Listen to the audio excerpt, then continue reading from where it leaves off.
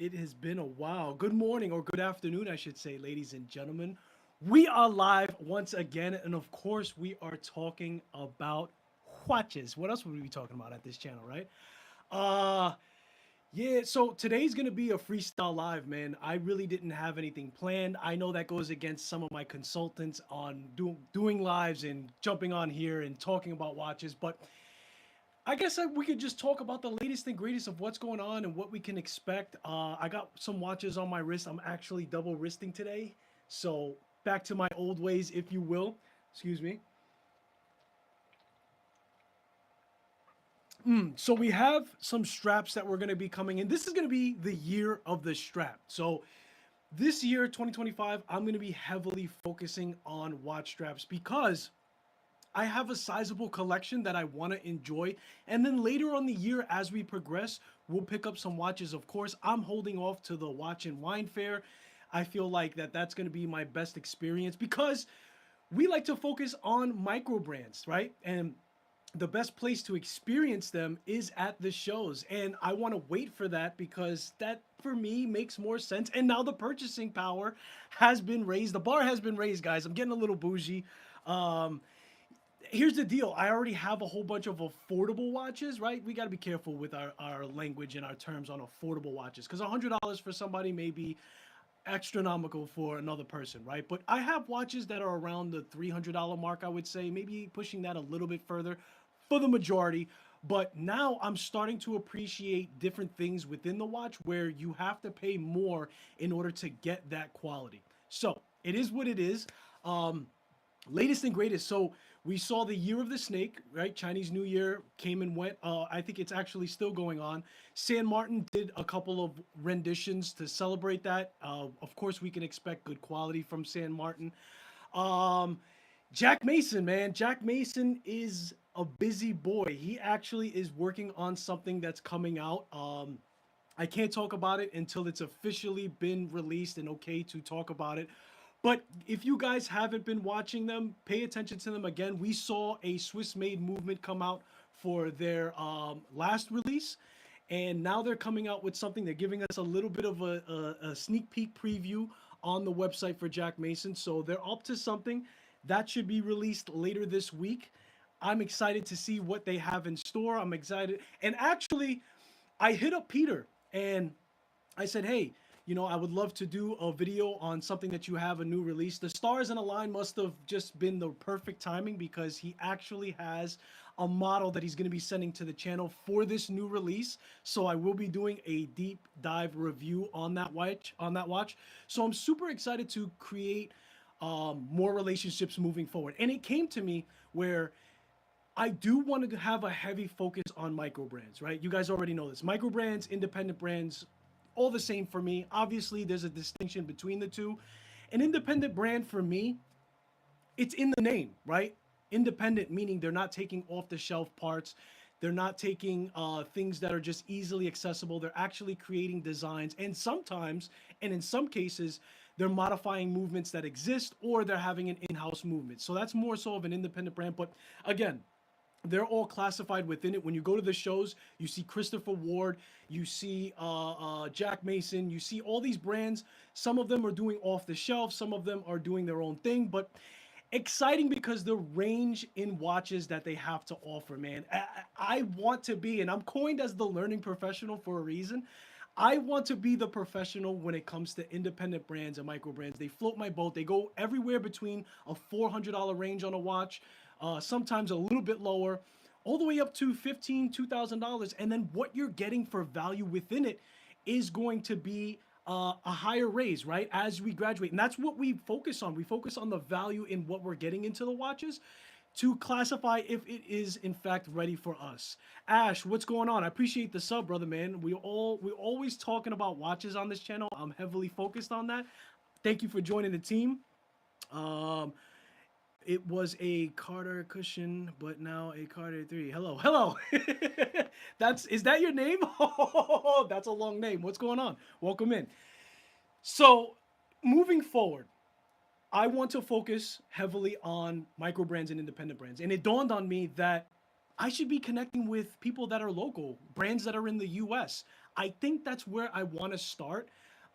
At least when it comes to reaching out initially. Of course, there's fantastic brands all over the globe, right? And I'm wearing one of them. My Venetianico, I've shown it on the channel. I've done a deep dive review of it. It's one of my very precious watches to really showcase the collaborations and the connections that I've made. They're absolutely fantastic people, and they keep hitting us with release after release. They recently did a malachite dial, which, as you guys know, is a hard material to work with. They are no stranger to working with harder material. And with this watch, the Nore de Audio, it's actually a gold plated. And the way that they're able to achieve their success with working with they're very, very smart. They're very, very smart, right? Because usually aventurine or something like this gold plate, which is hard to drill into to get these it's hard to get them on there. And the way that they're achieved that is they actually attach that to the chapter ring, right? So it kind of gives it solves two problems. It keeps the failure rate low on aventurine, on malachite, mother of pearl. You guys know they use a lot of different materials. They're very fancy. They're artistes. They're artistes, right? And that's why I love them. Matter of fact, this watch this is luxury to me, right? It's more on the expensive side. It's $1,200. Has a Swiss made movement, right? Salida 200, but they're using multiple kinds of material. They're using a plate that they're actually gold plating. This is actually 24 karat gold plated, right? Electroplating on that. And then there's a tungsten bezel, right? Polished. No one's really doing that, or at least it's very far in between. Don't know anyone else who's doing a tungsten bezel that's polished like that. It's absolutely functional as well, just like how their applied indexes are functional to the dial. The tungsten being polished scratches a lot less, right? So having a high polish, that mirror polish on there, is difficult to keep and preserve on the watches. And then they improved their bracelet as is, right? They had that butterfly Canova bracelet. This one is more adjustable at the clasp. Of course, it's milled. They did polish the center link. That's the only thing where I'm like, maybe not a polishing on the center link. At the same time, you know what you're getting, and it does fit aesthetically perfectly with the rest of the watch. However, that's going to make the most contact, and because it's polished, I think that they would have served well by making this brushed as well and maybe polishing the logo. That's just my little gist of it. Of course, we would love to see an on-the-fly adjustment and some quick release, but still, we're talking about the evolution of micro brands and what they give us for value. So the fact that they came out with this Sansovino bracelet was a step in the right direction. They're heavily focused on what they do best, which is dials. We saw the titanium watch come out from Venetianico. So they're busy, man. They're busy. They're fantastic people. They're doing a whole bunch of collaborations, so you're seeing their watches quite often. But guys, if you have the chance, and I'm telling you, they're beautiful people, go, take my word, go to the table, talk to them, and you guys will see for yourself how great they are in person. But aside from that, on my other wrist, because we're double wrist, I was in the mood. I was in the mood this week to double wrist against my wife's recommendation. She's like, you look like you're trying really hard. And I said, you know what, babe? I don't care. It comes from the soul to wear two watches. It is what I have too many too. Here's my math. If I have 50 plus watches and I double wrist, then I really have 25 or around that range, right? I could get through my collection quicker. It's something that I utilize from the Watch Crunch attributes or features, if you will, where they allow you to track your collection. This way you can know what you're wristing, what you're not wristing, and you could cycle through your collection and figure out what you got to let go. Because to be honest, this year, I got to let some pieces go, man. I got to dwindle it down. I'm pretty much going to give away some watches as I go along and then just refine the collection. That's why I'm sticking to straps, because straps allow you to settle down, appreciate what you have, not go into increasing your collection. You could go crazy on the straps too, man. Don't think that that's a complete scapegoat. You do have to regulate how many straps you're actually putting into your collection as well, but it can change the course on a lot of things. A, you can reappreciate a watch that you already own. B, you can appreciate a watch that you thought you were going to move on from, right? I've had watches completely salvaged. My Bulova Luna Pilot, not that it was on its way out, but it wasn't on my wrist as much. When I put a mesh bracelet on it, oh, wait.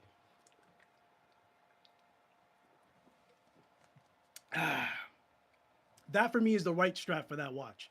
If you guys own a BLP, put a mesh bracelet on it and thank me later. I actually put the mesh bracelet from San Martin, which has that diver extension, because I'm into bracelets right now. I'm in a weird phase. I'm definitely dialing back from the collection, but at the same time, I'm putting straps in order to refocus on the collection. But then I'm on a bracelet kick, so I'm all over the place. What up, dude? Just watched your Islander video. Thank you, Roland. Thank you. Well done. Thank you, man. I appreciate it.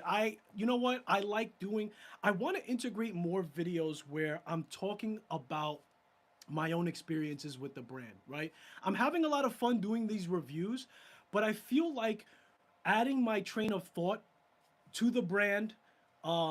I also want to do recaps of watches that are in my collection already. I don't want it to just be collaboration after collaboration. Like my Casio Duro, right? I modified that watch. Now I incorporated that in a video, but I feel like on the wrist after a couple of years or a year and some change, I want to talk about how I still feel about it, how my upgrades improved my experience with it. Go in a deeper dive. The production is getting a little bit better. I have ideas to make it even better.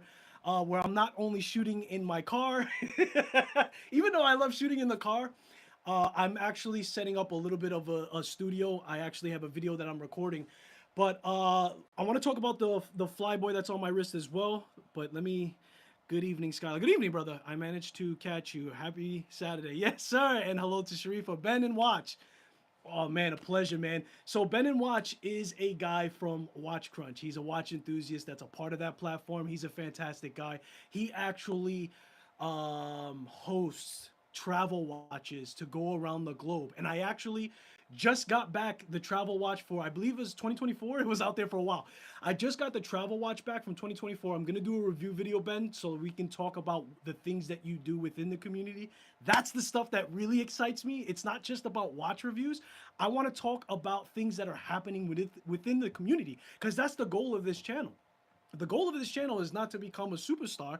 The goal of this channel is to build a community of watch enthusiasts and talk about things that happen within it. Of course, there's going to be watches that we also cover as well. And then I'm super passionate and excited about independent brands and affordable watches, if you will.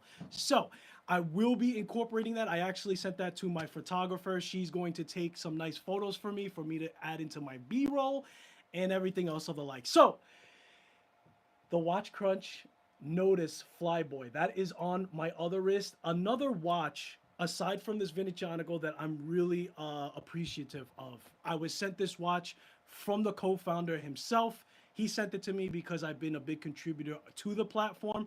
I'm really honored that I was selected for it. Now, it's not part of that limited run that they did, but they actually got a request for the Notice X Flyboy. Notice X Watch Crunch Flyboy, Sector Pilot 2. They got a lot of demand for that.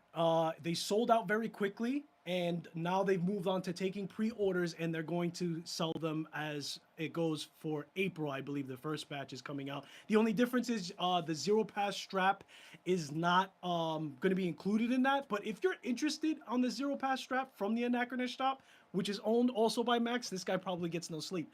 Let me know. Maybe I could work something out with him. I have a couple of them. If you're really interested to see it, but you're not really ready to pull the trigger, I'll hook you up. I've got a couple of them. Send me a message on Watch Crunch, and I'll send it your way. But the Flyboy edition was fantastically constructed, and I did a review video, so we're not going to talk about it too much. We did an unboxing on here, as I like to do on some of my lives. We do unboxings, and I just talk about stuff that I have coming in for the channel. Vario's got another collaboration that he's going to do with me on straps. I told him this year I want to work on that, and he is a company that started off with straps, so it only makes sense. And it's a strap. I don't want to spill the tea, but it's a strap that's not commonly used. And I want to talk about the history of it. I'm going to make a whole review video, and we'll get into it. Watch Crunch is always connecting people. Yes, just gave a fellow. Just gave you a follow, Ben and Watch. Nice, Roland. Appreciate you. So that is what is on the other wrist, the Flyboy edition. I'll give you guys a close-up on that. I think they did a fantastic job with this collaboration. There's a lot to talk about with this watch, yeah? We have a brushed ceramic bezel insert. The bezel itself has been improved, right, for longevity. They did a system within it that helps keep that debris free. There's debris that falls out of it. They made the design slimmer. There is an NH movement on here. The aperture that they did for the partial day and date was clutch. It's very subtle. It's at the 6 o'clock where it should be. And of course, we have quick release. We have a Notice X extender on here, but I'm gonna do a review on it. So I don't want to spend too much time, but it's a fantastic watch. It was built for an everyday kind of wear, and I think it was a home run. Drilled lugs on there as well.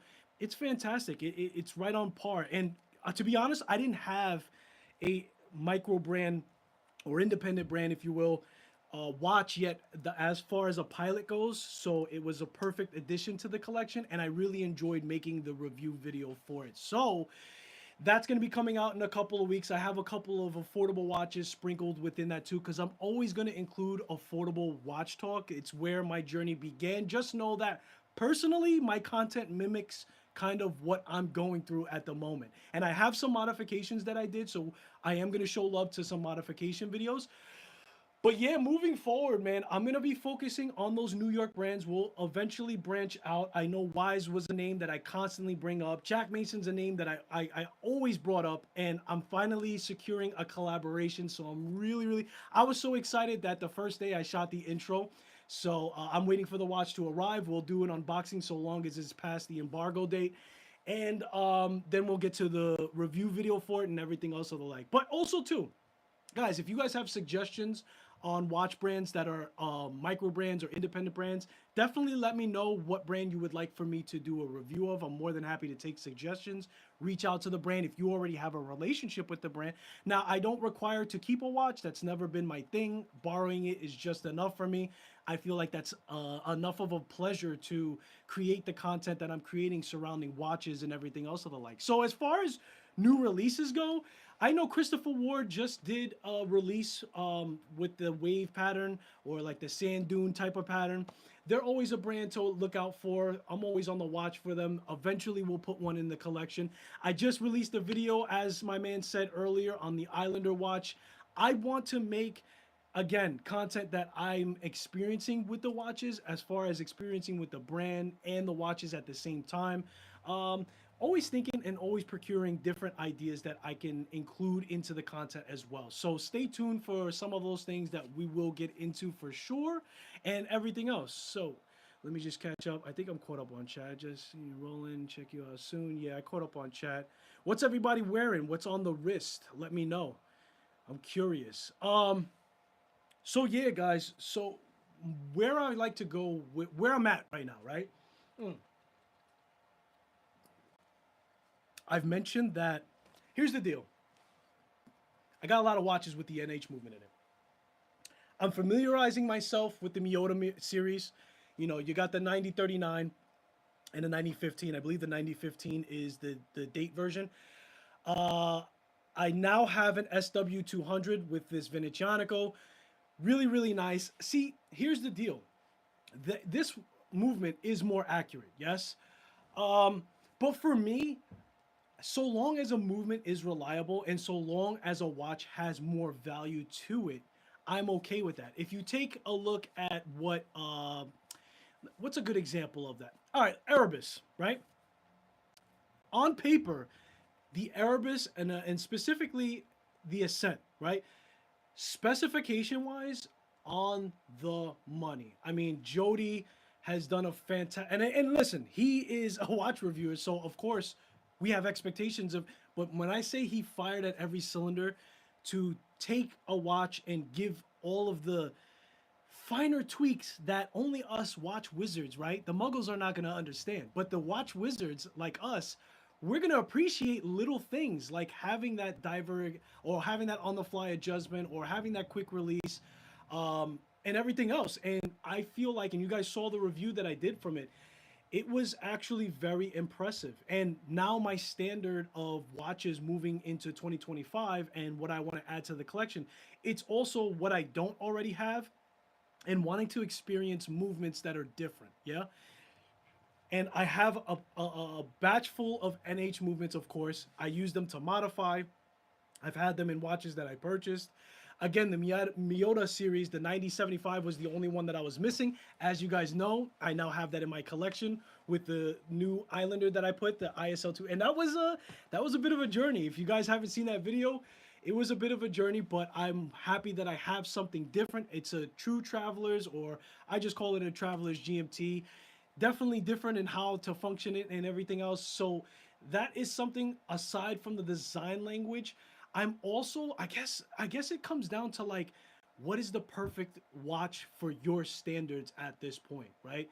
And it's small things. Definitely want a bracelet. I definitely want a decent bracelet. Obviously, we don't want tolerances that are too loose for the links, jingle jangle. Quick release is very quick release. Yo, we're talking about straps. Quick release, man. If I don't see, and I don't even care about drilled lugs.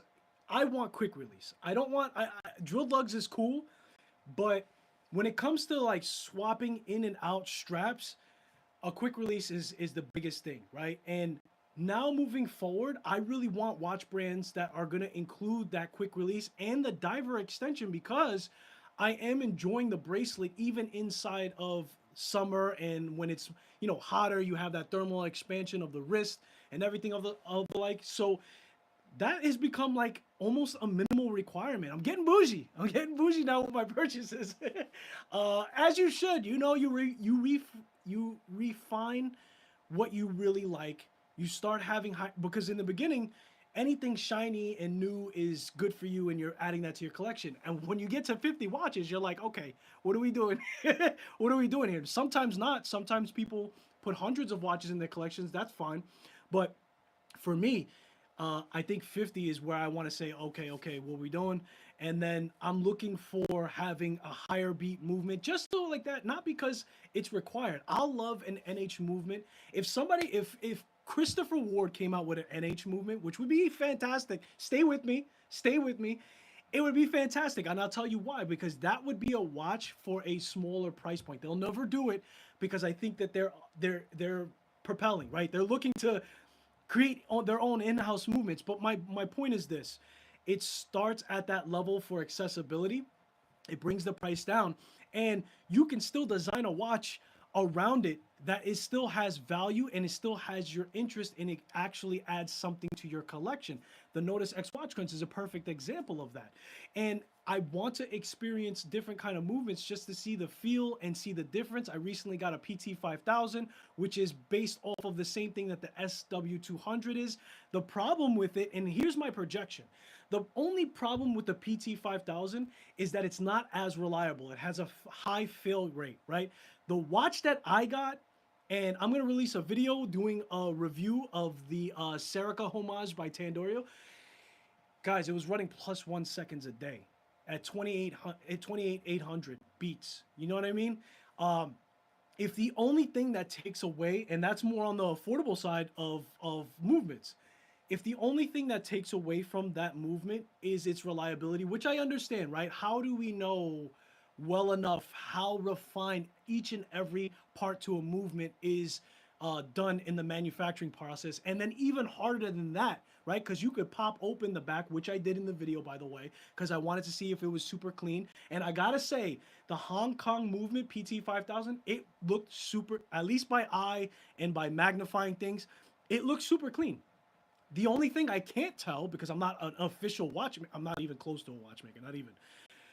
I can't tell if the watch was oiled properly, right? That also leans into its longevity. In fact, it's very important to keep that friction on parts, on metal to metal, very to a minimum to have that longevity. However, it's still based off the same ETA movement as the SW200, but it's still priced less. Chinese manufacturing, and who just made a video about this? Oh man, what's his name? He lives in New York too. I'm ashamed. It was an open heart, open heart movement, and it was more like a carousel, open heart, right? Uh, I can't think of it, but the fact is that in that video he was saying that Chinese manufacturing for the case, for the bracelet, not all of them, not talking about the ones that are pumping out $50 watches, but overall they're able to produce better watches in their own segment. Yeah. And my thing is this, and here's my projection. All it takes is for one of those brands to say, we have the PT 5000. It's based off the same ETA as the SW200. Let's refine a manufacturing that puts a lot of effort into the quality of parts and oiling the movement, right? Once you do that, what's the difference at that point? I put it on a time grapher and it was plus 1 second a day. No beat error. See what I'm saying? So if you were to take that, which the movement now is not going to be as affordable, fair enough. The parts, like when you put quality control and when you put better parts in your oiling, of course that's going to bring the number up. But how much more does it bring the number up, right? If that movement is $60 to $100 and then we're talking about $150, it still could be classified within constructing a watch that has the power of a Swiss movement, and then you have the Chinese manufacturing, which San Martin is a perfect example of that. San Martin has a good reputation. Did it take time? Yes, that also leans into the whole point. It will take time for the PT 5000 to have that type of reputation, because right now, when you bring that up to anybody who's creating watches, Jody was on the Watch Hangout and that movement was brought up and he winced.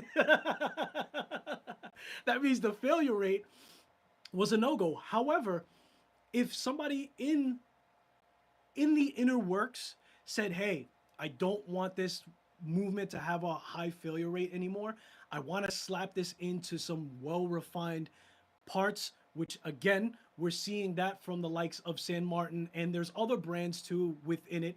And then Chinese manufacturing may turn it around and gain more respect. And they may be taking a little bit more lunches if they're not already, and they're already doing that in the likes of the NH movement, Miyota movement. San Martin's messing around with the Miyota movement. They also have PT 5000, and when there was another one, there was another high beat offering that they had in there. Oh, they also have SW 200s as well. So they're very smart. They're very smart, and they're stepping away from homages. San Martin's not just offering a homage watch, they're also offering more unique designs, yeah? And if you guys don't know, they're piggybacking off a sister company, Zhenghong, that's only unique designs. Now, when I say unique designs, I mean really unique designs, if you guys haven't seen any of their watches. But it's kind of funny, and maybe they're doing a little testing to where they're like, okay, we want to make an official micro brand, Zhenghong, where it's only unique designs, right? And then they're also coming out with unique designs from their San Martin collection. So maybe they're doing some testing in San Martin to see what people are gravitating to, which is eventually going to lead over to Zhenghong. Maybe they're seeing which one is producing more results off of the name of San Martin already that is becoming a household name at this point. Like I have a San Martin SN118, that slim diver, and that's in my micro brand box. I have a box where I want it to be all micro brands, as you guys, I've said it like 10 times in this live. I'm trying to transition over to more micro brands, and I have that diver watch sitting in that box because in my mind, I almost, and I know what you're gonna say. You're gonna say, well, they mass produce, it's not the same thing. I understand that. But when it comes to the finishing, when it comes to the comfortability, I mean, think about it. Before Mark decided to bring San Martin over to his website, they were only accessible through directly to the website or AliExpress. A lot of people are purchasing it from AliExpress for the price. Not everybody is comfortable with it, which is where Mark shines. Mark is a problem solver, yes? Even from the beginning of the start of Island Watch, he was problem solving Seiko's. He was picking up where they pretty much was putting it down. Now he's doing the introduction of San Martin into his flurry of, watch offerings, yeah? So if you're not comfortable with AliExpress, you can now purchase it through Island Watch on select models. They have a bunch. But I would imagine that if it does well, he's going to end up carrying, if not all of them, close to all of them, right? So it's something where it's gaining a lot more respect. And if they were to match that, and the only thing that really edges them off, and again, San Martin's messing with Miyota, and I think that Miyota movements are higher regarded within the community. I think that people are more comfortable with Miyota because they offer the high beat movements and they have a good reputation in doing so. Plus, they gave us that GMT, much like NH also give us the NH34. We have the Miyota 9075. There's a lot of comfortability happening within it. There's a lot of brands, a lot of micro brands that gravitated towards the Japanese movement and has propelled them to be able to give us something that is high respected in a high beat movement and true travelers at that point with the Miota side. So let me catch up on chat. I do apologize. I have a ton of NH powered watches, but no Seiko in my collection. Is that weird? That's not weird at all, Roland, because they're bread and butter. I wonder if I wonder if Seiko makes more money producing just their movements, and they're actually getting a little agitated now. They're a little exhausted in people making fake Seikos. There are actually a lot of companies utilizing the Seiko name on top of it. But it's kind of a monster they created with their NH movements by making it so accessible and making all of their parts so accessible, not just their movements, right? You can actually get casings and everything else to match with it. So it's not weird at all because who the heck is not using an NH movement at this point, especially when you step into just collecting? That's super attractive for you to get a watch that's $200. It may feature higher water resistance, right? It's kind of like they left themselves open. And then I just talked about how Mark stepped in and picked up where they left off. When they did the Seiko 5 series, they left on the table that water resistance, and it's nerdy stuff, right? It's like we ain't going 200 meters. 300 meters, but we still want it. And we want it, even if it costs more. But they decided to go a different direction, which is fine because the watch still does what it needs to do for most people. But it's not uncommon for a person to have NH movements and not have a Seiko because it's just out there. It's not about the price, it's about the love. I wear a Tudor FXD and get no compliments, but I wear a Citizen Teosa.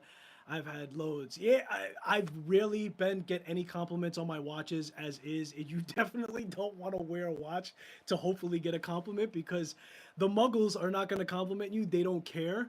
They may be interested, they may stare, but you got to wear what you love, man. That's the number one rule, you know? I don't think Chris Ward's using. No, I know.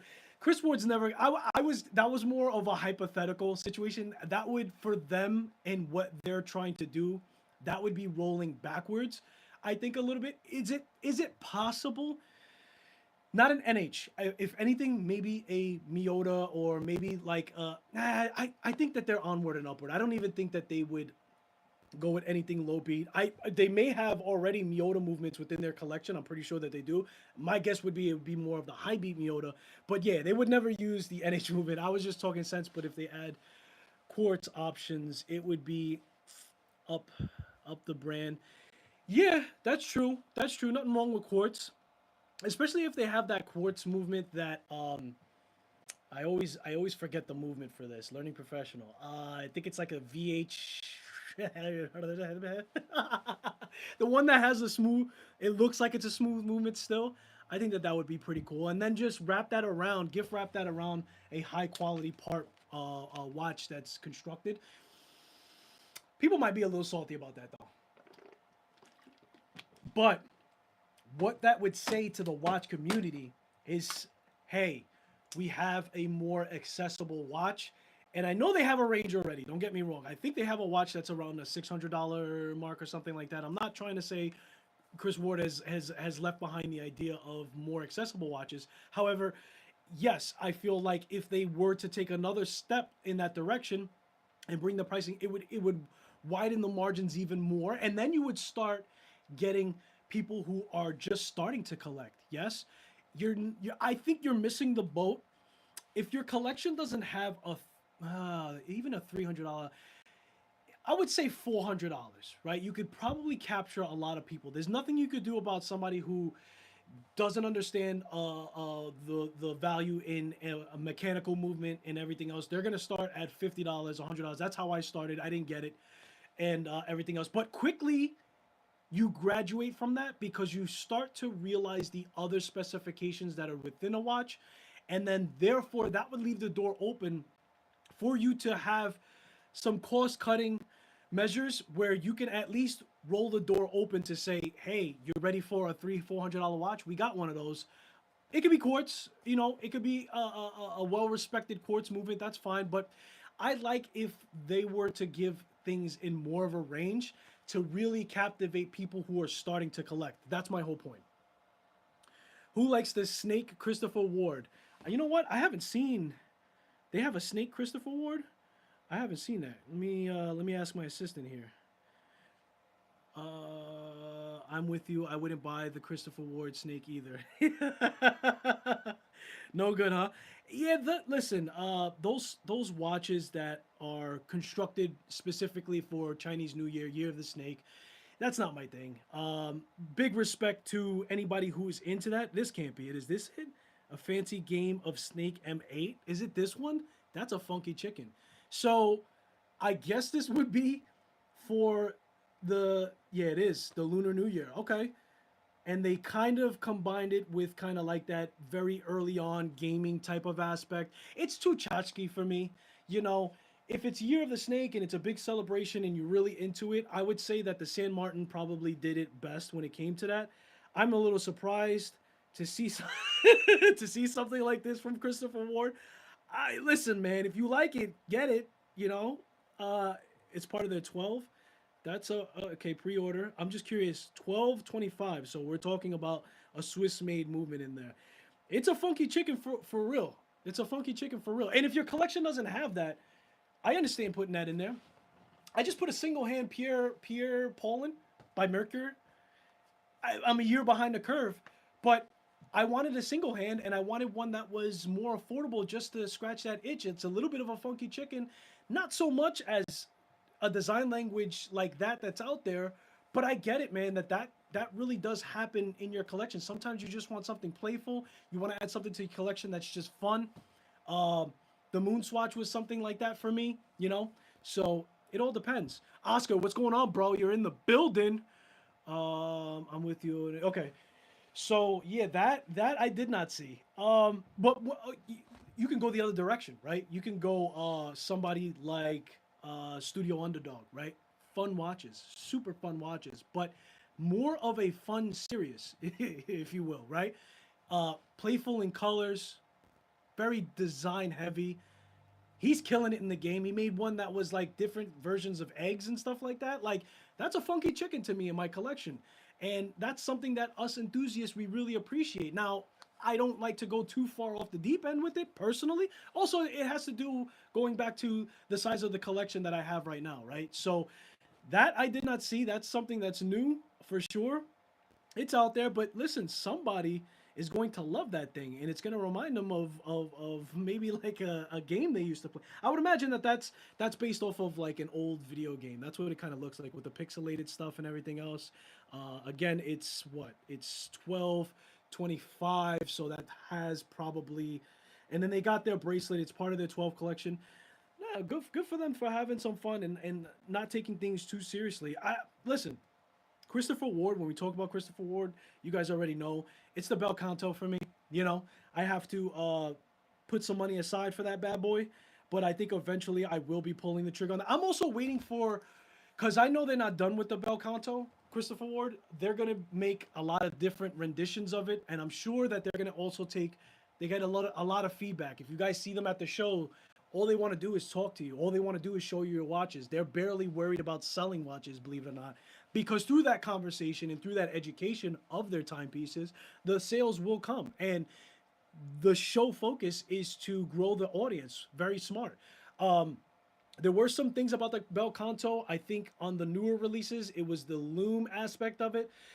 I think that there's going to be things that they're going to continue to implement within it. And I think by the time I'm ready, hopefully I'll be gravitated more to what they put on it. But to be fair, if I had the money right now, I probably would be okay with what they got, and I wouldn't be too salty about where the watch goes. But they're definitely going to take that to the moon and back. And I think that they are going to keep pushing the limits until they get an in-house movement altogether, right? Instead of just a mod on top of the SW200, I believe Christopher Ward is going to be completely in-house, completely independent.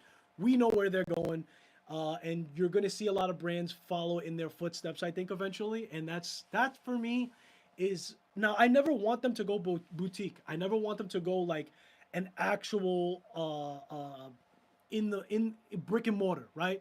I'm okay with locations and stuff. I like that independent feel. I feel like once you go brick and mortar around the globe, you lose kind of like that hunger. You lose kind of like that tiger's eye to get in front of the crowd and do the shows. Cause yo, Mike Pierce is insane. show after show after show, a part of platforms, really accessible. You could send a message to Mike today, have your questions answered.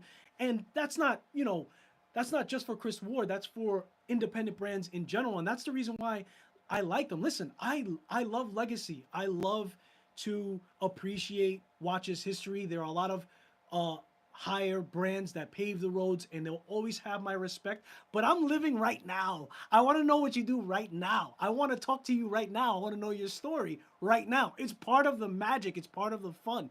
Connecting to communities and talking to you guys and sharing my enthusiasm for watches. Yes, of course, that's a thing. However, uh, I want to know your skin in the game, and I want to know your story right now. You know, so, I agree. Studio Underdog have some fun watches, but not ugly. Exactly. They incorporate the fun without it being too far off the deep end. And there's I've come across multiple watch collectors that collect all. They're one of those brands where you want one of all of their watches. You could go that route. There's not a lot of brands that go that way. Um, and it takes a special amount of design language within your watches for you to be captivated enough to have different renditions and different models, if you will. Oscar Nunez with the super chat, $2. What's going on, brother? You didn't you didn't write anything in there, but I appreciate the tip, my friend. Um, Underwhelming bell console, too light for me. Just didn't like it. It is it's titanium grade 2, right? It is a light watch, but here's the deal. It has a big presence, right? And I've had some Invictas in my collection. I don't wear them anymore. Has nothing to do with the attitude towards Invicta that we generally see. Like, you guys know me. I love every watch. I love every I can find silver lining in everybody. And I bought a couple of Invictas early on. The damn things are too heavy. They're too gaudy. They're not too gaudy. I bought the watch and they were gaudy. I actually still love them. Dude, I drive a lot, and having that on your wrist, it's a brick. So, and we're talking about 52 millimeters. I feel like I could still pull it off. I have some big G Shocks, but the point is, the G Shocks that are in that size, if you talk about like the King G Shock, if you will, it's lightweight. So I think that the bell canto was constructed from a lightweight metal. This way it could offset some of that because it's got a big dome, it's got that module sitting on top. It still has a little bit of heft because of the attitude to it, attitude, but I understand what you're saying, and it's cool, bro. Like, that's the love of it all. Like, that's one of my grill watches, and just so you guys know, a grill watch to me is something that I can obtain, but it's not easily obtained. I know it's for some people, it's like, no, no, no, no, no, no, no. How dare you, sir?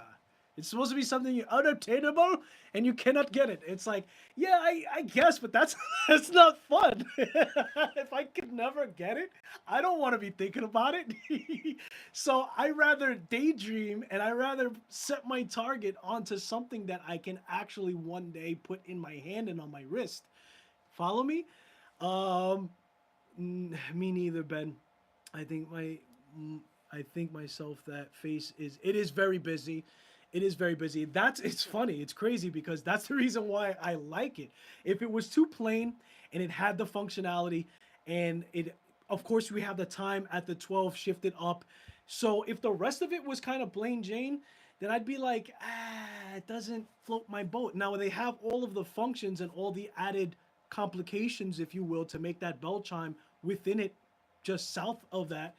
But I like the design and the patterns that they recently put into it. I actually like that. Do I know that that's definitely the watch that I want to get? I don't know. I think that they're gonna do some. They're gonna probably do some crazy. Imagine like a geoshade. I don't know how to say it.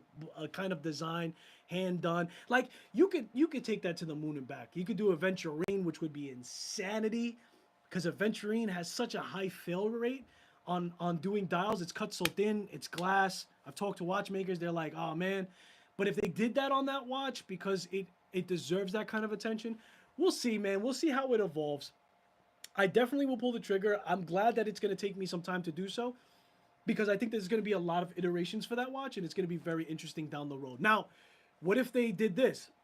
For those of you that think that that watch is too light, what if they did it in 316L stainless steel? Or, yeah, 316L or 904. Yeah, it deserves a 904, if anything. Oh, that'd be fire. Now you're talking about a movement that you modified yourself, plus the same material as Rolex uses. So that would be exquisite. My FXD is titanium, and I feel that the Bel Canto is lighter than that. That's crazy. I had a Planet Ocean 45.5. It was amazing, big, heavy. You knew it was there, right? And then I don't mind a big watch on wrist. I could pull it off. But when you feel that weight, when it's too heavy, when you kind of feel that resistance, your bones start hurting, your wrist bone.